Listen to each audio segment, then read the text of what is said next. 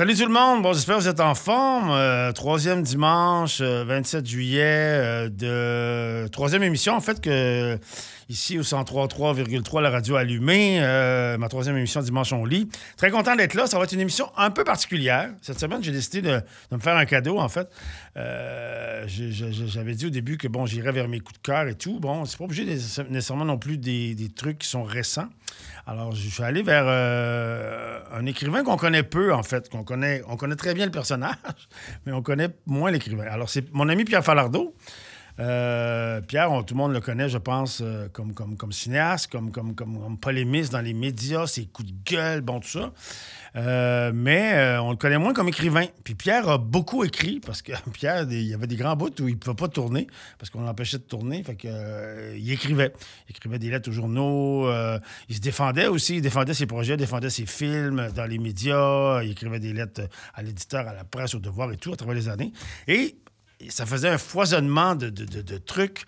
Et il y a donc 4 fois, en fait, dans sa carrière, on a édité les écrits de Pierre. Donc, il y a un truc qui s'appelle ici « La liberté n'est pas une marque de yogourt », que sans doute certaines personnes ont déjà entendu parler. Il y a un autre truc qui s'appelle Rien n'est plus précieux que la liberté et l'indépendance ». Les bœufs sont lents et la terre est patiente. Puis, il y a un autre truc ici, Résistance, qui sont un résumé des chroniques que Pierre a écrit vers la fin de sa vie, vers 2008-2009, dans un hebdomadaire à Montréal qui s'appelait Ici. Il a écrit, alors ça, c'est ses chroniques qu'il avait écrit là-dedans. Bon, puis ça, il y a un autre truc particulier que je vais vous parler ici qui s'appelle Un très mauvais ami, qui c'est des écrits à lui, mais c'est un échange épistolaire que Pierre a fait avec un peintre hollandais, très particulier, qu'il a connu quand il avait 25 ans. Alors écoutez, après la pause, je vous en lis des extraits. Ça va être très spécial. À tantôt. Alors, de retour au 103.3 avec Dimanche on lit. Bon, Pierre Falardeau, écoutez, cette série d'essais, j'ai décidé d'en lire un peu. Je veux un peu vous mettre dans le contexte pourquoi Pierre a décidé d'écrire. Et il n'y a rien de mieux que Pierre pour expliquer pourquoi il écrit. C'est de l'introduction, en fait, de La liberté n'est pas une marque de yogourt, qui dit pas mal un peu qu'est-ce qui en retourne. Je vous lis ça. Alors, quand Stranquet m'a proposé de publier l'ensemble de mes textes écrits depuis 25 ans, j'ai d'abord pensé à tous ces papiers refusés à gauche et à droite pendant tant d'années, douce vengeance. Lus par quelques fonctionnaires. J'ai pensé à ces articles écrits pour quelques dizaines de lecteurs à Format Cinéma, à Lumière puis à Lecture, qui sont des revues de l'époque. J'ai tout sorti avec en tête le livre du cinéaste russe Dziga Vertov, paru chez 10-18 articles journaux projet. Un peu prétentieux, je le sais, là, mais j'ai relu en diagonale et je me suis mis à paniquer. Tu sais, j'imaginais, moi, le pauvre lecteur ramant dans ce méli-mélo, perdu au milieu des redites et des multiples répétitions. Cette panique, je la connais bien. Elle s'empare de moi chaque fois que je remets un texte. Mais cette peur n'arrive jamais à me paralyser complètement. J'arrive toujours à déposer les quelques feuillets sur le bureau du responsable, puis je me sauve. J'imagine que c'est ça le trac, la peur d'avoir l'air fou. Bon, je me suis jamais considéré comme un écrivain, mais comme un cinéaste. Je m'exprime avec des images parce que j'ai toujours su que je ne serais jamais Hemingway, Miron, Camus ou Vadeboncoeur. J'ai même jamais pensé écrire un jour. Je me rappelle au collège, l'écriture, c'était pour les autres, pour une autre sorte de monde, du monde d'un autre monde, des gens d'une autre espèce, pas pour moi. Moi, je faisais du sport, puis je regardais dehors en rêvassant. Je commençais à écrire beaucoup plus tard, par nécessité, pour pouvoir faire mes films et pour défendre mes projets. Ensuite, pour me défendre moi-même. J'ai apprivoisé lentement l'écriture à force d'écrire. C'était très difficile. Puis c'est toujours très difficile. En fait, c'est de plus en plus difficile. Il y a quelques années, assis à la table de cuisine chez moi, j'essayais d'écrire une séquence pour Le Party, le film Le Party. Une séquence sur les médicaments qu'on donne aux détenus pour les assommer. Lagartyle, Aldol, Percodan, des trucs qui soulèvent la passion quand on les administre aux dissidents dans les hôpitaux psychiatriques russes, mais qui semblent tout à fait normaux quand on les utilise ici. J'essayais de comprendre les effets de ces cocktails mis au point par certains bienfaiteurs de l'humanité comme Henri Laborite pour servir de camisole de force chimique. Dans la pièce voisine, un plâtrier envoyé par le proprio bouchant des trous dans le mur, puis comme je bouchais les miens dans mon scénario. Alors on s'est mis à discuter. Là, il m'a demandé ce que j'écrivais. Le largactyle, je connais ça. Quand j'étais en prison, il m'en donnait. Une petite shot, petit grouille plus. Un jour, j'en ai eu plein le cul. J'ai essayé de sortir en prenant une infirmière en otage. J'avais une fourchette. Je leur ai dit de me laisser sortir. Sans ça, j'y crève les yeux. À force de te faire traiter comme un chien, tu finis par mordre comme un chien. Je me rappelle plus très bien si le gars s'en était sorti, sans doute pas, ou si on avait cessé de l'assommer à grands coups de seringue, mais je me rappelle très bien l'image, dans ma tête, de l'infirmière paniquée, la fourchette proche des yeux, puis de la remarque sur les chiens. Bon, pourquoi je vous raconte tout ça? Parce que j'ai le sentiment parfois d'écrire avec une fourchette. Ma plume, c'est ma fourchette à moi. J'écris pour m'en sortir, avec rage, comme un chien, en mordant les bâtards qui me donnent des coups de pied avec mépris.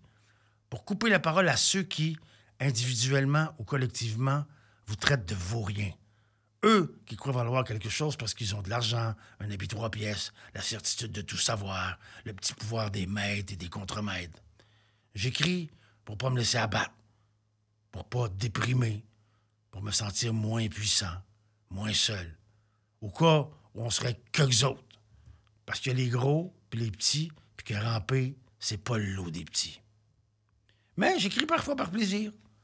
Pour le plaisir des mots. Tu sais, quand on arrive à faire une phrase pas si pire, après des heures puis des jours d'angoisse. Mais toujours cette panique et cette peur de n'être même pas quelques autres, d'être tout seul. Je vous laisse donc, non pas avec une œuvre littéraire, mais avec la possibilité de faire un voyage de presque 30 ans dans le cerveau fatigué d'un cinéaste québécois. Cherchez pas dans ce recueil un ordre chronologique, mais plutôt une certaine suite dans les idées. Bon voyage, je me sauve. Alors ça raconte un peu, je trouve, pourquoi Pierre a décidé de mettre par écrit ses affaires. Parce que Pierre a été beaucoup empêché de tourner, certains le savent. Il a travaillé 10-15 ans, en fait, avant d'avoir des sous pour faire Octobre, une dizaine d'années aussi avant de faire 15 février 1839. On l'a beaucoup empêché de tourner. Il a fallu qu'il se batte pendant des années contre des fonctionnaires qui ne voulaient pas qu'il tourne. Alors, pendant ces années-là, il écrivait puis il se défendait. Puis il défendait ses projets dans les médias. Je vais y revenir tantôt. Notamment quand on a fait Octobre. Il y avait un sénateur libéral, M. Gigantes, qui était sorti dans les médias pour dire que ça n'avait pas de bon sens que le gouvernement donne des sous pour qu'on fasse un film qui faisait l'apologie du terrorisme. Alors que lui, tout ce qu'il voulait, c'est faire un film sur l'histoire du Québec, d'un événement important qui est arrivé dans l'histoire du Québec. Alors écoutez, on s'en reparle après la pause. Il reste quelques secondes. J'ai beaucoup de trésors à vous présenter dans les textes que Pierre a écrits à travers les années. Alors, on se retrouve dans 2 minutes. À tantôt. On est de retour, 103,3 dimanche, on lit. Bon, Pierre s'est retrouvé beaucoup de fois dans les médias suite à des controverses parce que Pierre, il disait souvent des choses, il disait tout haut ce que d'autres pensaient tout bas. Alors, quand il y a eu une grosse controverse quand Claude Ryan est mort, il y en a peut-être qui s'en rappellent, il avait écrit un texte dans le journal Le Québécois, je pense à l'époque, qui se terminait par « Salut pourriture ». Puis en parlant de Claude Ryan, puis ça avait beaucoup fait jaser, évidemment, parce que Pierre, ce qu'il dénonçait, c'est beaucoup l'hypocrisie du cœur des pleureuses médiatiques. À chaque fois qu'il y a un personnage public, surtout politique, qui meurt, les gens se mettent à parler comment il était un homme extraordinaire et tout. Alors Pierre, lui, ça l'a toujours un peu fait tuer, ce genre d'affaires-là, surtout quand c'est quelqu'un qui est fédéraliste. Alors juste pour raconter une anecdote qu'il raconte dans un de ses textes, OK, qui est dans en fait, c'est dans Rien n'est plus précieux que la liberté et l'indépendance. Quand... je sens que j'aurais pas le temps de lire le texte sur Ryan, mais il faut que je raconte l'anecdote quand Pierre... En fait, je vais vous le lire, c'est encore mieux quand c'est lui qui le raconte. Quand Pierre Trudeau est mort, OK, au mois d'octobre 2000, c'est lui qui écrit. Quand Trudeau est mort, ça m'a fait d'abord un grand plaisir. Quand on a annoncé la date des funérailles, j'ai appelé la compagnie d'aviation qui trimballe des messages plus ou moins publicitaires dans le ciel de Montréal. Je voulais me renseigner sur les prix. Bon, c'était, je crois, autour de 500 $ pour quelques heures. Bon, quand on est pauvre comme la gale, c'est beaucoup d'argent, mais ça valait la peine d'en trouver. Alors, j'ai donc réservé mon avion pour l'enterrement du prince. Alors, le préposé me demande alors le contenu du message. Mange de la marde. C'est tout. Ben oui, juste mange de la marde. Là, il prend ma commande sans émettre le moindre commentaire. L'affaire est dans le sac. Puis là, je cherche mes 500 $. 1 heure plus tard, la compagnie d'aviation me rappelle. « Ah, on peut pas faire ça. » Mais pourquoi? Ben parce que... Ben parce que quoi? Ben parce que c'est comme ça. Bon, raté. Mais j'ai gardé le titre de l'article. Bon. Alors, le jour du service funèbre, je suis allé me promener tout joyeux sur la place d'Armes, face à l'église Notre-Dame. En arrivant, les gorilles en habit-cravate m'ont aperçu. Là, ils s'excitaient le poil des jambes, toi, une main sur l'oreille, l'autre sous le bras gauche, marmonnant des ordres dans des micros mal camouflés dans le manche de chemise. En fait, ça fait 3 mains, là, je comprends pas trop. Bon, il devait me prendre pour un anarchiste, un voyou, un mal lavé venu lancer une bombe à fragmentation merdique pour arroser bien comme il faut leur joli cortège. Fausse alerte! Je ne transportais que mon mépris et une joie profonde. Mais là, qu'est-ce que vous faites là, M. Falardeau? Me demande entre 2 larmes de crocodile une grande tarte de Radio-Canada. Je suis venu m'assurer qu'il était bien mort et que le couvert était bien fermé. Là, notre conversation s'est arrêtée là, évidemment. Le lendemain, en voyant les photos des tireurs d'élite de la grosse police montée, juchés sur les toits, j'ai repassé soudain à mes gorilles antipathiques. J'étais dans leur mire, ça, c'est sûr. On est vraiment peu de choses. Alors ça, c'est quand Trudeau est mort. Mais là, quand Ryan est mort. Alors, je ne sais pas si je vais avoir le temps de le lire, là, mais okay, on prendra le temps parce que c'est un texte qui en vaut vraiment la peine, qui a beaucoup fait parler. Puis si à un moment donné, je reçois la femme, la veuve de Pierre Manon Leriche, ça pourrait vous parler comment ça se passait dans la maison quand Pierre garochait une bombe comme ça dans les médias. Alors voici, on l'essaye. Alors voilà, enfin une bonne chose de faite. Claude Ryan vient de mourir. Bon, il ne reste plus qu'à l'embaumer et à fermer le couvercle. Avec sa belle tête de sous-diacre empaillée et mangée par les mythes, il n'aura fait, en mourant, qu'officialiser une situation de fait qui perdurait depuis longtemps. Les journalistes de service, qu'on a plutôt tendance à confondre avec des amuseurs publics, racontent que Ryan avait sombré dans le coma 6 jours avant de rendre l'âme. Ces chiens de garde du pouvoir, qui se prennent parfois pour le 4e pouvoir, sont sûrement les seuls au Québec à ne pas s'être aperçus que le pape du journalisme était déjà dans un coma profond depuis au moins 40 ans. Je trouve que c'est une formule extraordinaire. Faut avoir soi-même un encéphalogramme à plat pour participer à une telle campagne médiatique de béatification. Faut pas craindre de se salir les mains pour oser transformer en immense penseur ce politicien encore plus ridicule dans la vraie vie que le meilleur de ses imitateurs. Là, à écouter le cœur unanime des pleureuses professionnelles, on a l'impression de nager en plein carnaval. Quoi? Un grand intellectuel, ce préfet de discipline de couvent, ce père économe de communauté de bonnes sœurs, ce petit aumônier des dames de Sainte-Anne. Hey, on se croira juste pour rire. Non, mais faut les voir pour le croire. Ces spécialistes maison de l'éloge funèbre pompeux. Tu sais, comme chez tous les mauvais comédiens, là, leur voix étranglée par l'émotion sonne faux quand ils nous parlent de la rigueur intellectuelle puis de l'esprit de synthèse du petit frère directeur du journal Le Devoir. Ils confondent rigueur et rigorisme, synthèse, bricolage et liste d'épicerie. Non, mais faut les voir avec leurs fausses gueules d'enterrement empreintes d'une tristesse étudiée, nous présenter ce petit gérant d'estrade pontifiant sous les traits d'un intellectuel incontournable.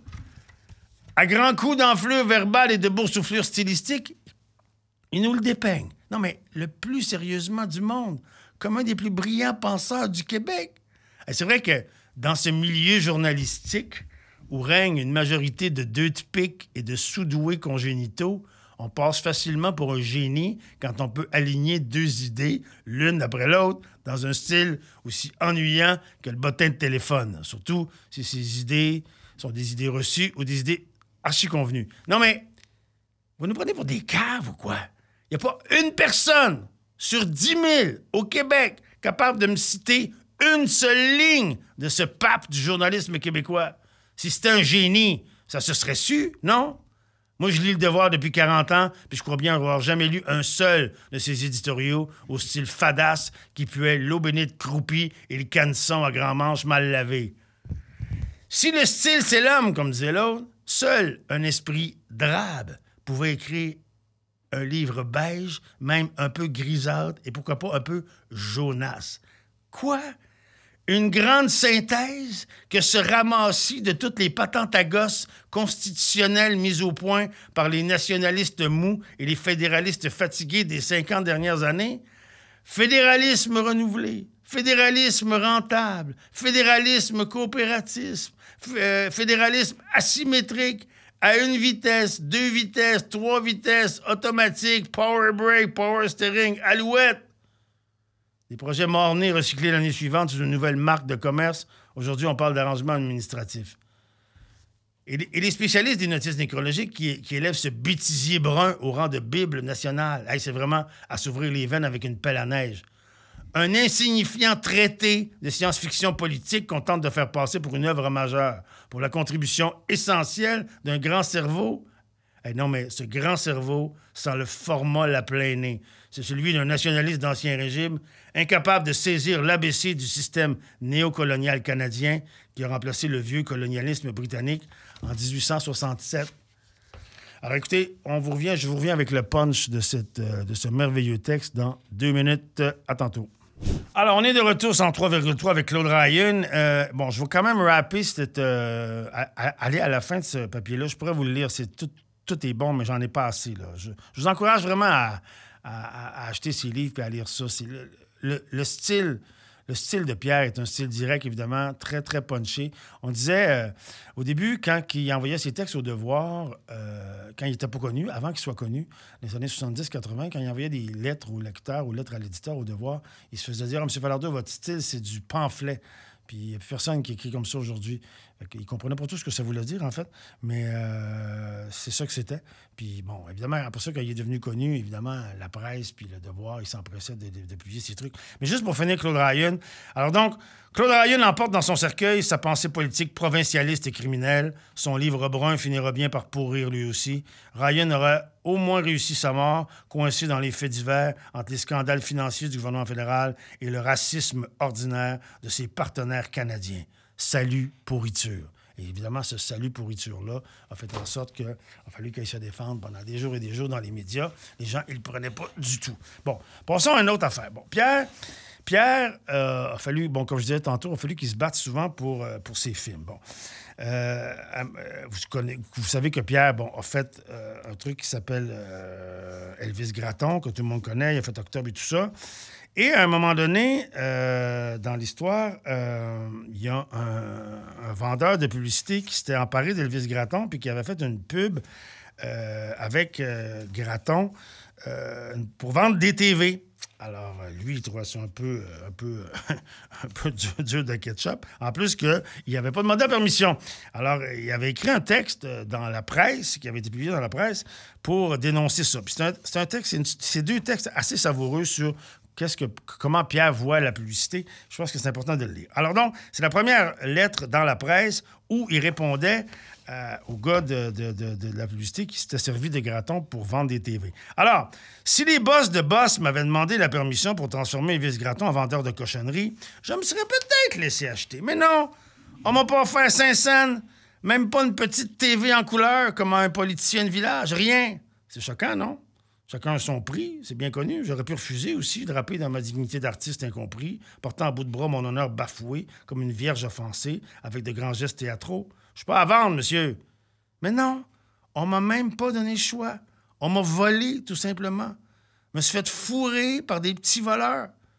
De toute façon, c'est pas tellement grave, car j'ai toujours pensé que les faiseurs d'annonces étaient des minables, que la publicité était une pure saloperie, des minables prêts à n'importe quelle bassesse pourvu que ce soit vendeur.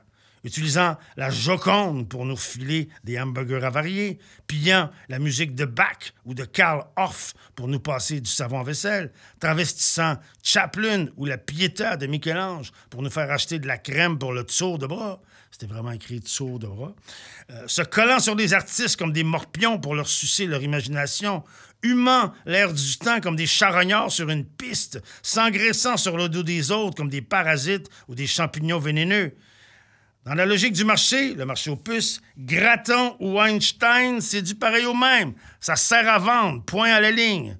Après le hockey Molson, la littérature Molson et le cinéma Molson, on aura bientôt la grand-messe Molson, c'est une question de temps.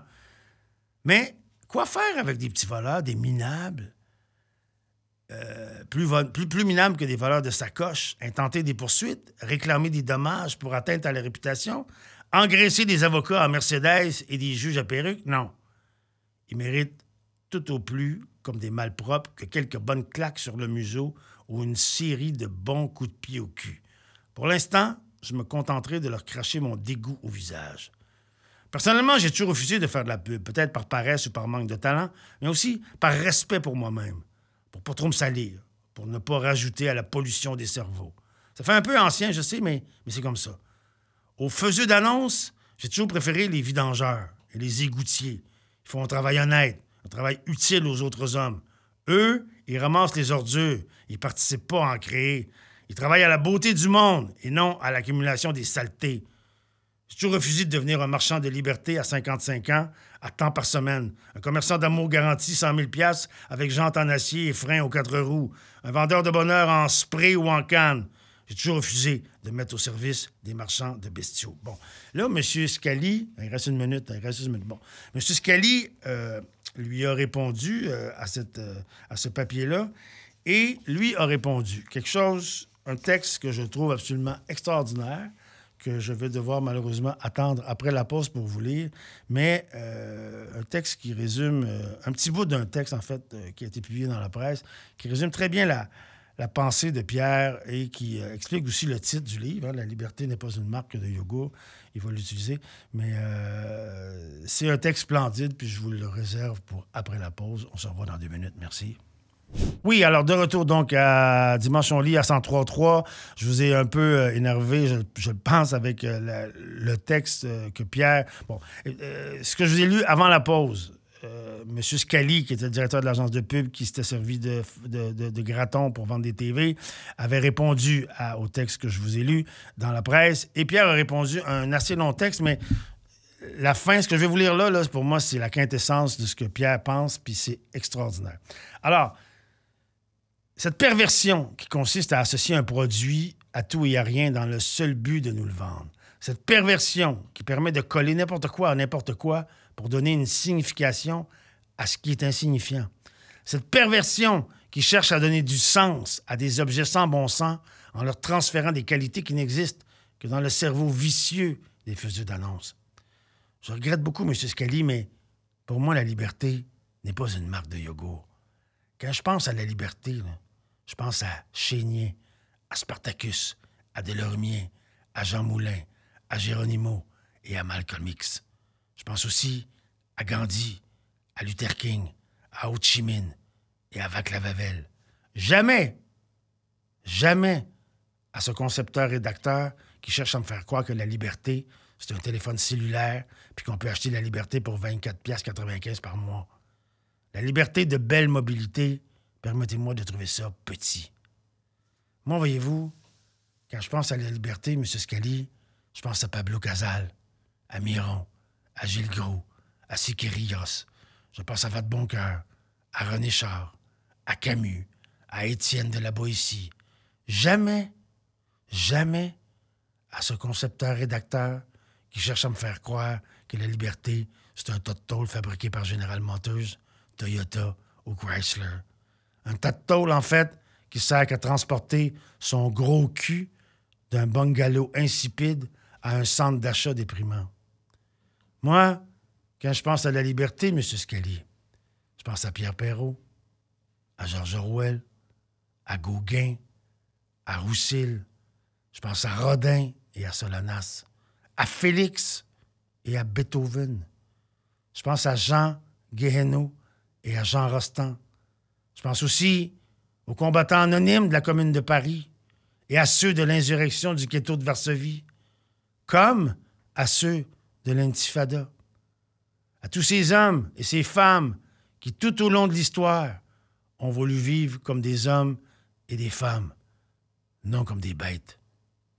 La liberté à 55 ans, ou la liberté de choisir entre 5 sortes de papier de toilette, monsieur le rédacteur-concepteur, je vous la laisse si ça vous amuse. Moi pas. Ça fait pas le poids. Trop petit. Puis quand j'entends le mot liberté dans la bouche d'un faiseur d'annonce, c'est simple, le cœur me lève.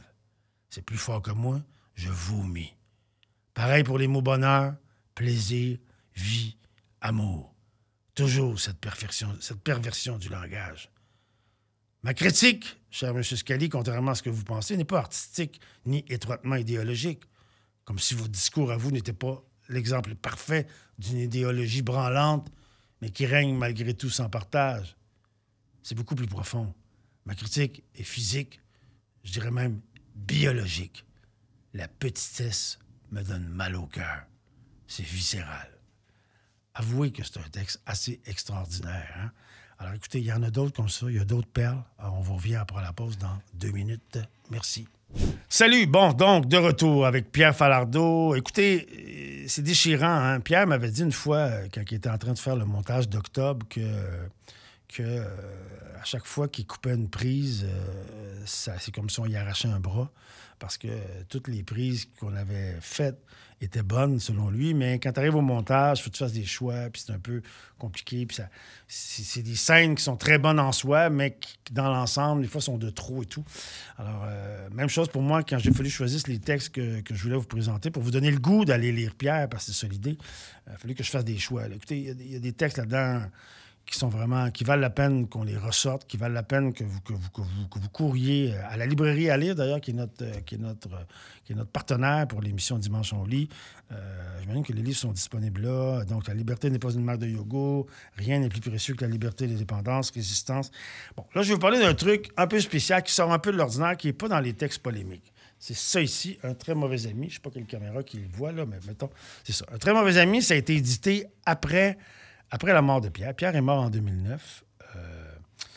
Pierre avait, en 1972, alors qu'il avait à peu près 25 ans, en Europe. Tu sais, Pierre est allé, pendant les années 70, il est allé tourner des documentaires. Il est allé en Algérie, il est allé dans le Grand Nord, il est allé en Afrique, enfin, il est allé un peu partout, en Europe.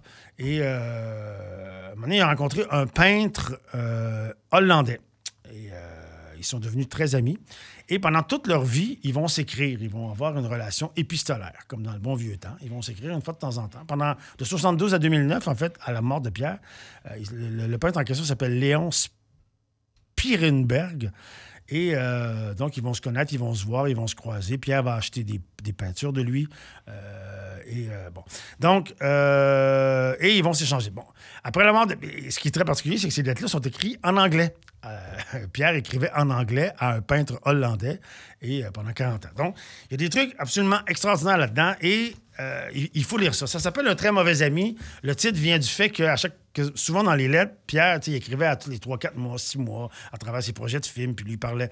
Puis là-dedans, il parle de toutes sortes d'affaires. Il parle de politique, il parle de femmes, il parle de cinéma, il parle d'art, il parle de liberté, il parle d'indépendance, il parle de toutes sortes d'affaires. Et c'est très intéressant parce que c'est un ami européen, donc pas québécois. Fait que de temps en temps, il est obligé d'expliquer le contexte.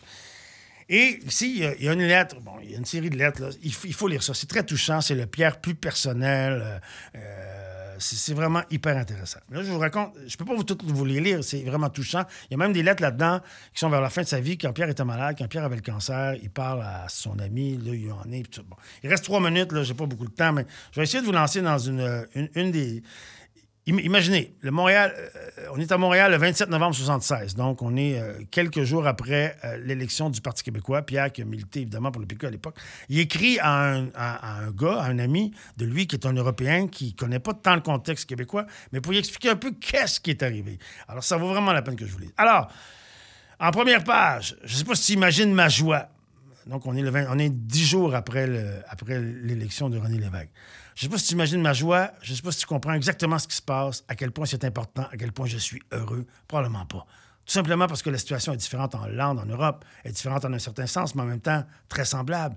Pour comprendre mes sentiments, je crois que tu dois avoir vécu la libération de la Hollande en 1945. Essaye d'imaginer, OK? Essaye d'imaginer que tu es membre d'un petit peuple de 5 millions d'habitants. L'ennemi occupe ton pays depuis plus de 200 ans. Tu fais partie du peuple battu. Tu es un perdant. Tu es né pour perdre. Essaye d'imaginer combien l'occupant peut exploiter un peuple pendant 200 ans, le détruisant sa culture, sa langue, sa terre. Essaye d'imaginer quel genre de peuple est celui qui se trouve occupé depuis 200 ans. Essaye d'imaginer toutes les choses qui ont été exploitées pendant cette période.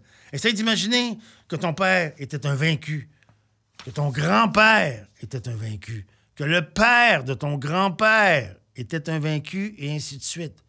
Essaye d'imaginer l'état d'esprit de tout un peuple battu pendant 200 ans. Et maintenant, essaye d'imaginer ce qui arrive lorsqu'après 200 ans, ce peuple se dresse. C'est vraiment beau à voir. Un jour, à un land, moi, j'ai vu un bateau mis à l'eau pour la première fois. J'étais heureux. C'était comme une sorte de fête. J'aimais l'atmosphère, les bruits. Parfois, je suis heureux lorsque je regarde les oies, tout ensemble, formant un grand V et volant vers le sud. Mais je crois que c'est plus beau encore lorsqu'un peuple lève la tête. Lorsqu'un peuple se redresse après 200 ans de peur, de misère, d'exploitation. N'importe où dans le monde, si tu vois un peuple faire ça, c'est un signe qu'il existe toujours de la vie sur cette planète. C'est ce que j'ai vu cet été en Algérie, même après 14 ans d'indépendance. Tu peux le sentir. C'est très beau à voir. C'est comme le soleil qui se lève. C'est-tu pas assez extraordinaire? C'est-tu pas assez extraordinaire? Imaginez, Pierre, à ce moment-là, on est en 76, Pierre a 30 ans. Il explique à un ami artiste européen qu'est-ce qui vient de se passer le 15 novembre 1976. Écoutez, ça continue comme ça, il reste encore quelques pages, mais là, je manque un peu de temps. Je vous invite vraiment à lire ce livre-là. Après la pause, je vais vous en lire je vais vous lire un extrait d'une lettre qu'il lui a envoyée vers la fin de sa vie. Pierre est mort en 2009, puis dans les dernières années de sa vie, les 2-3 dernières années, il a écrit à Léon pour lui parler de sa maladie. Je vous en reparle, je vous en lis des bouts après la pause, dans 2 minutes. À tantôt. Oui, alors de retour. Bon, écoutez, on est... moi-même, je suis ému. Là, je suis ému parce que je suis dans ces textes-là, un très mauvais ami de Pierre. Puis vers la fin, on est en... Tu sais, Pierre est mort en 2009, 2007, 2008, 2009. Il continue à écrire à son ami, puis là, il parle de ses traitements. Puis... Bon, ça reste triste, mais bon, il y a de la vie là-dedans quand même. Puis j'avais le goût... je ne vais pas finir l'émission sur une note triste, mais je pense que ça vaut quand même la peine pour voir un peu l'état d'esprit de Pierre. On est peut-être un an là. Le 1er octobre 2008, Pierre est mort même pas un an plus tard. Il écrit à son chum. Il parle de ses traitements, tout ça. Il y a eu un cancer de la vessie. Il s'est fait enlever un rein. Après ça, les métastases sont transportées dans la vessie puis dans ses os. C'était bien compliqué. Alors, il écrit. Alors, juste avant la morphine, je suis allé dans la ville de Québec pour donner un spectacle. Je jouais dans un spectacle d'humour pour 3 000 $. J'avais besoin d'argent. Ça, c'est intéressant parce qu'on a toujours pensé que Pierre n'a jamais été riche, il a toujours été cassé comme les clous. Mais quand il a fait le 3e graton, il a fait un peu de sous, il s'est acheté une maison, tout ça, mais il a toujours un peu vivoté, ça a toujours été difficile. Fait que imagine-toi, en plus, t'es mourant, t'as 3 enfants, bon. Anyway, j'avais besoin d'argent, alors je l'ai fait sans le moindre scrupule, les autres n'ont pas à savoir. Être sur la morphine est terrible parce que t'as plus de vie du tout, t'es juste comme un zombie idiot. Ils ont commencé à parler de chimiothérapie, de radiothérapie. J'étais dégoûté. Je voulais pas vivre comme une merde seulement pour être vivant quelques mois ou quelques années de plus. J'ai dit au docteur que je préférais me tirer une balle de 9 mm dans la tête. Alors le docteur m'a dit, sur un ton très drôle, « Non, faites pas ça, c'est pas bien. Ensuite, on va falloir qu'on nettoie, puis c'est pas bien gentil pour les autres. » Fait qu'on a rigolé quand même tous les deux. Aucun organe vital n'est touché. Vous avez encore toute votre tête. Vous pouvez écrire, créer, penser. Alors là, j'ai donc commencé la radiothérapie pour mon dos et le sommet de ma colonne vertébrale. Après une semaine ou deux, j'avais plus de douleur. J'ai été surpris parce que je pensais qu'il s'agissait seulement d'une pièce de théâtre qui jouait pour moi. Mais c'était bien. Après ça, j'ai reçu de la chimiothérapie. C'est vraiment de la merde qui t'injecte dans les veines. Tu perds toutes tes forces. C'est comme si soudain tu vieillissais de 20 ans. Toute la nourriture goûte la merde. C'est comme si tu suçais un morceau de métal à longueur de journée puis tu es toujours sur le point de vomir. Une jeune infirmière m'a dit avec un sourire, « Monsieur Falardeau, un jour à la fois. » Bon, enfin, après quelques semaines, mon moral était revenu à nouveau. J'ai su toute ma vie que j'allais mourir, mais maintenant, j'en suis certain. Ils me l'ont dit. Mais cela ne fait pas de différence. Je sais toujours pas quand. Je me sens comme une plante, comme je me suis senti toute ma vie. S'il y a du soleil, je suis heureux. S'il pleut, je suis encore heureux. La même chose avec la neige puis le vent. Tous les jours, je pense que c'est une journée de plus pour moi. Fuck la mort. Et ça continue. C'est effectivement très touchant. Il y a une autre lettre après, quelques mois avant sa mort. Écoutez, voilà, c'est Pierre Falardeau. Il y a aussi un autre album dont je ne vous ai pas parlé, qui n'est pas de lui, mais dans lequel il y a plein de citations, qui s'appelle « L'album Falardeau », qui a été édité par En fait, c'est chez VLB Éditeur, évidemment. C'est un livre que Manon et Manon Leriche, qui est la veuve de Pierre, et Jules Falardeau, son fils, ont réalisé en 2018, je crois, non, ça fait pas si longtemps que ça, c'est peut-être en 2020, où il y a plein de photos de Pierre, des photos de famille, des photos de tournage, des photos des citations de Pierre. Regardez, j'en ai une citation qui est tirée de ce livre-là, qui vaut la peine que je vous lise. « Gratton, pour moi, c'est tout simplement un moyen de me défendre, un moyen de rester en vie, un moyen de gueuler mon désaccord, un moyen de partager ma douleur et d'envoyer chier la gang de salles qui nous ronnent. Je continue sur l'air d'aller, tout simplement parce que j'ai pas le choix, tout simplement parce que je considère que nous n'avons pas le choix. Malgré la fatigue ou le découragement, on n'a encore rien vu. » C'est rempli comme ça de citations prises un peu partout dans tous les livres que je vous ai lus, des trucs que Pierre a écrits dans ces années. Pourquoi je pense que c'est important qu'on lise Pierre? Parce que c'est une parole complètement désinhibée. Je pense que c'est peu de le dire. C'est une parole libre, un homme libre. Beaucoup de gens me disent que les années que j'étais en politique, puis même après, puis depuis, les gens disent comment ils s'ennuient de Pierre, comment Pierre nous manque ses coups de gueule, son engagement, son intégrité. Moi, ce qui m'avait frappé beaucoup quand j'avais rencontré Pierre en 1989, j'étais un jeune comédien à l'époque, c'était son intégrité profonde. C'était un artiste, j'avais jamais vu ça de ma vie, en fait. Un gars qui était son art jusqu'au bout des doigts, en tout temps et en toutes circonstances. Ça arrive jamais. À chaque fois, à partir du moment où j'ai rencontré Pierre dans ma vie, moi, Pierre Falardeau, tout ce que j'ai voulu, c'est travailler avec lui, être avec lui, devenir lui, être un artiste comme lui. Alors, j'ai été chanceux. J'ai fait un film avec lui, en fait, 2 films, octobre et 15 février 1839. Puis j'ai travaillé avec lui après ça pendant quelques années. Alors, écoutez, achetez ses livres, allez voir ses livres. C'est chez Stanké, La liberté n'est pas une marque de yogourt, chez VLB, les autres pour la plupart. Alors, je vous invite à aller à relire Pierre. Je pense qu'il faut relire Pierre dans cette période un peu troublée, là, pour nous remettre les pendules à l'heure. Alors, merci à tout le monde. Merci à Jean-Yves Lemay qui produit l'émission avec moi ici. Merci à Francis Tremblay qui fait le montage. Merci à 103,3. Merci à la librairie à lire. Écoutez, on se retrouve dans 2 semaines avec d'autres belle surprise. Alors, allez lire Pierre Falardeau. Salut, gang! FM 103.3